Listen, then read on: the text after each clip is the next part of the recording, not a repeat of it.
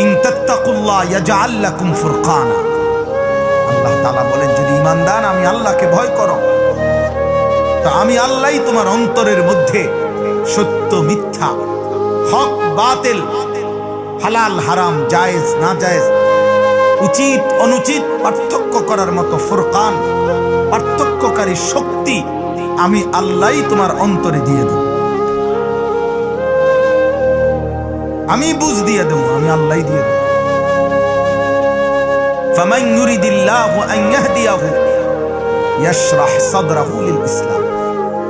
আল্লাহ তাআলা কোরআনুল কারীমের মধ্যে বলেছেন, আল্লাহ যার ব্যাপারে ইচ্ছে করেন তাকে হেদায়েত দিবেন, কল্যাণের পথে রাখবেন, জান্নাতের পথে রাখবেন, পরিচালিত করবেন। তো আল্লাহই তার অন্তর, তার বক্ষ, সিনা ইসলামের জন্য খুলে দেন।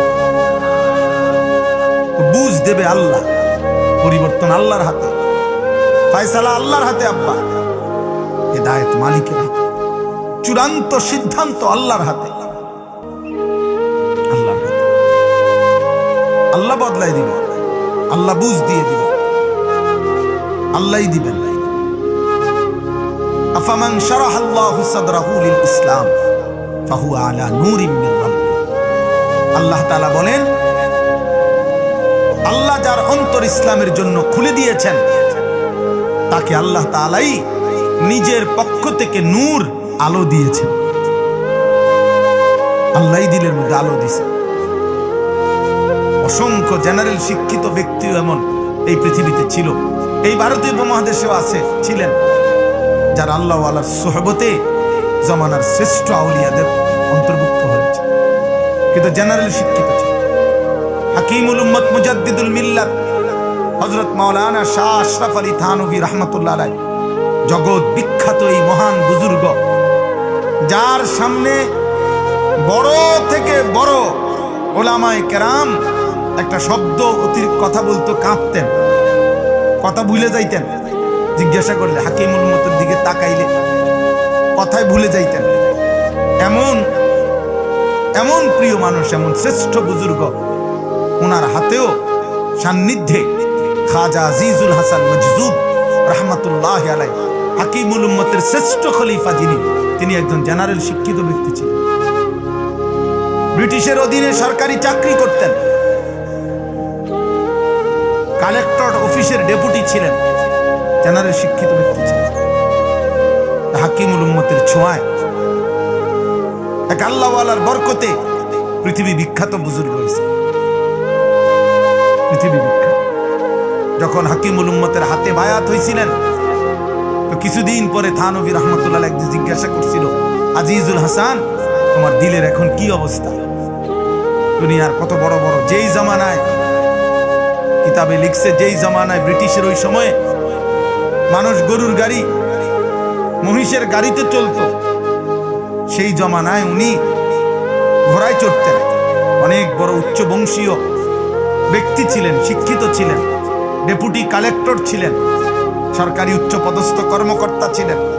সব ছেড়ে দিয়ে থানভী রাহমাতুল্লাহর কাছে যখন আল্লাহওয়ালার সুহবতে ছিলেন, তো তিনি কিছুদিন পর যখন জিজ্ঞেস করছেন, আজিজুল হাসান, এখন দিলের কি অবস্থা? বলছে, হযরত, দিলের অবস্থা এখন এমন, আপনারে শুনাইতে মন চায়, এখন দিলের হালাত যে আল্লাহকে বলতে মন চায়, হর তামান্না দিল সে রুখসত হো গই, আব তু আজা, আব তু খলবত হো গই।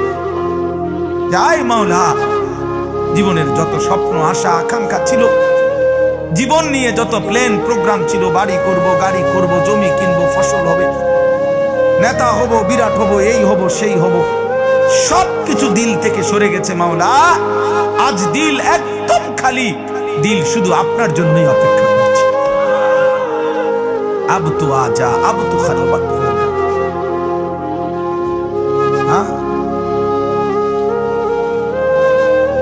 এজন্য ভাই, হাফিজ জি হুজুর রাহমাতুল্লাহ আলাইহির পবিত্র স্পর্শে বাংলাদেশ প্রকৌশল বুয়েট প্রকৌশল ইউনিভার্সিটির বিখ্যাত প্রফেসর, জেনারেল শিক্ষিত ব্যক্তি হযরত প্রফেসর হামিদুর রহমান রাহমাতুল্লাহ আলাইহি কিছুদিন আগে যিনি ইন্তেকাল করছেন, একজন প্রফেসর ছিলেন, লক্ষ হাজার হাজার আলেমের সেরে তাজ ছিলেন তিনি। হাফিজ জি রহমতুল্লাহর ছোঁয়ায় পৃথিবী বিখ্যাত বুজুর্গ হয়েছেন এই বাংলার জন্য। এই জন্য অনেক ছেলে পেলে আসো ভাই, আমি তোমাদের কাছেও বলি আব্বা, সারাক্ষণ শুধু মোবাইল নির্ভর এক জীবন বানায় না। জীবনের বলে হুজুর ভালো কিছু দেখি না, এত ভালো দেখো না,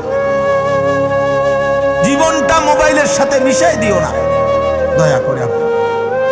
বরং জীবন্ত মানুষ, জীবন্ত আল্লাহওয়ালা হক্কানি রব্বানি উলামায়ে কেরাম আইম্মায়ে কেরাম, নওজোয়ান ভাই তোমাদের কাছে অনুরোধ, জীবন্ত মানুষের সংস্পর্শে আসা যাওয়া করো,